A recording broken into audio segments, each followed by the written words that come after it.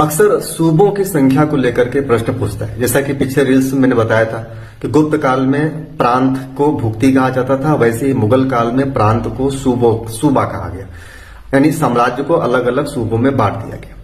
तो अकबर के काल में 1580 में अकबर ने अपने साम्राज्य को सूबों में डिवाइड किया, तो उस समय 12 सूबे थे। लेकिन अकबर के शासनकाल के अंतिम समय में सूबों की संख्या हो जाती है 15। ध्यान रखिएगा, जहांगीर के काल में भी सूबों की संख्या थी 15। औरंगजेब के काल में सूबों की संख्या थी 20। याद रखिएगा आराम से। एक मसला फंसता है शाहजहां के काल में, ये कैसे याद रखना है, तो ध्यान रखिएगा औरंगजेब से 2 सूबे कम थे शाहजहां के। तो शाहजहां के काल में सूबों की संख्या थी 18। तो अब आपसे पूछा जाए औरंगजेब के समय सूबों की संख्या 20, अकबर के समय सूबों की संख्या अंतिम समय में 15 हो जाता है। शुरू में 1580 में कितना था, 12 था। तो जहांगीर के समय भी अकबर के बराबर था, तो जहांगीर के समय भी सूबों की संख्या थी 15। याद हो गया, ध्यान रखिएगा।